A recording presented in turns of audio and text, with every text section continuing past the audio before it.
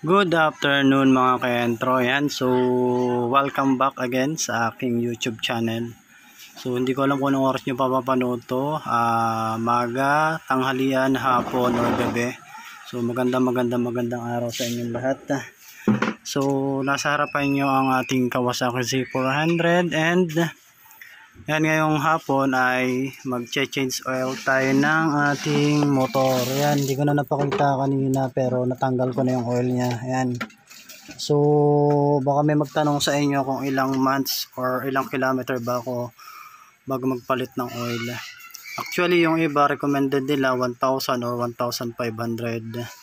So, maalin doon. Ako, ang ginagawa ko every 1,500 or every 3 months, kung alin po yung mauna dun sa dalawa. So kung naka 3 months na siya at wala pa ng 1,500 km, nagche-change oil na ako, or naka 1,500 km na siya, change oil na po siya. Nga pala, ang gamit kong oil dati sa ating Kawasaki Z400, yan. Andito tayo sa parking dito sa katabi ng bahay ng aking kapatid, yan. So ang gamit nating oil dati is ito, Sika motor oil na 10W40 na fully synthetic. Yan, 1 liter po yan.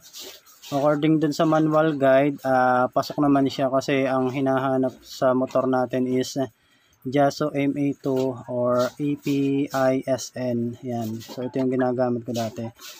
Kaya lang pansin ko sobrang sobrang init niyang mag-init dun sa makina. So simula na napasakan tong motor na to, parang 4 times ko nang nagamit tong Sik motor oil na to. Okay, so ngayon, paliman change oil natin. Ang gagamitin naman natin ngayon ay RS8. Yan. So, itong RS8 is itatry po natin mga ka-entro kung ano bang magiging benefits nito sa ating makina. Kung ano bang magiging outcome po nito. So, ito ay 10W40 rin na fully synthetic. APISM naman siya. So, yan. Genuine synthetic. Yan. So, RS8. So, bahala ka na. Oh my God! Yun, shout out RS8. Ito ang ating gagamitin natin sa ating Kawasaki Z400. And, sa Sik motor oil, baka naman magtampo ka. So, tatry ko lang muna yung ibang oil. Pero kung ang magiging outcome ng ating RS8 oil sa ating makina ay same lang ng temperature nitong Sik motor oil, babalik tayo dito sa Sik motor oil. Bakit? Kasi since nung ginamit ko po ito ay wala naman ako naging problema sa makina ng aking motor. So gusto ko lang mag-try ng ibang brand kung alin ba yung magiging much better, na mas magiging comfortable yung makina ng aking motor. Okay, so Sik motor oil, maraming salamat. So kung mag-alala, babalik din ako sa'yo. And now, balik na tayo sa ating pag-change oil.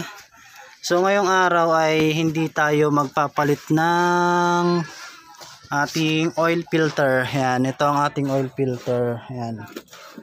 Ang mga naka-big bike alam nila yan. Especially sa nakakawasaki Z400. So, pag nagpalit kasi ng change oil, equivalent liters na isasalin nating oil sa kanya is 2 liters. Pero dahil hindi tayo magpapalit ng oil filter, 1.6 liters lang yung isasalin natin. Okay, so may tira pang 400 ml.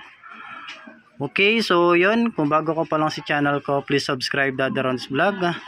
And hit mo na rin yung notification bell kung nagustuhan mo tong tutorial natin sa pag-change oil or DIY ng ating Kawasaki Z400.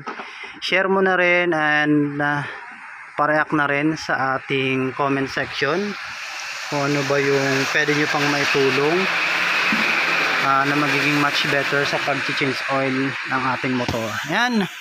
So, ang mangyayari dito sa change oil natin, sakto-sakto, marireview rin natin yung RS8 na fully synthetic na 10W40. Bakit mga ka-entro? Kasi bibiyahe tayo ng Bicol sa Monday. Ayan.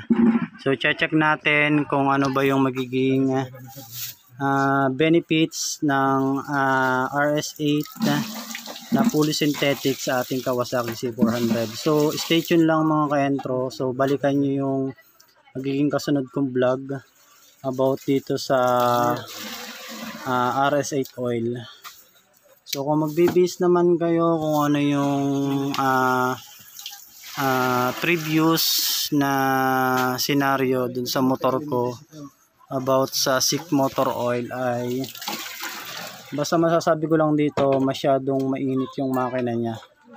Sobrang mag-init and matagal mawala yung init ng makina. Yun lang yung comment ko. Pero the rest naman ay wala akong masyadong bad comment dito.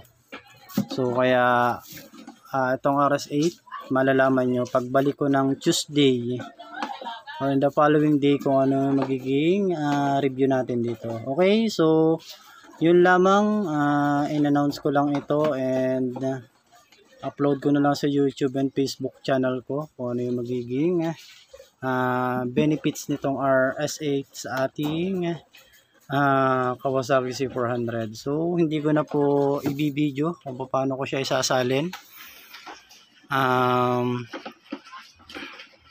kasi alam nyo naman yung pag-change oil nito. So yun lamang, God bless everyone and subscribe Dad Ron's Vlog and hit mo na rin yung notification bell para updated ka sa mga upcoming kong video. Salamat. Peace. A few moments later. So kaya mga ka-entro, yan sinasali na natin. So sinaside lang natin kada patak kasi medyo mahal.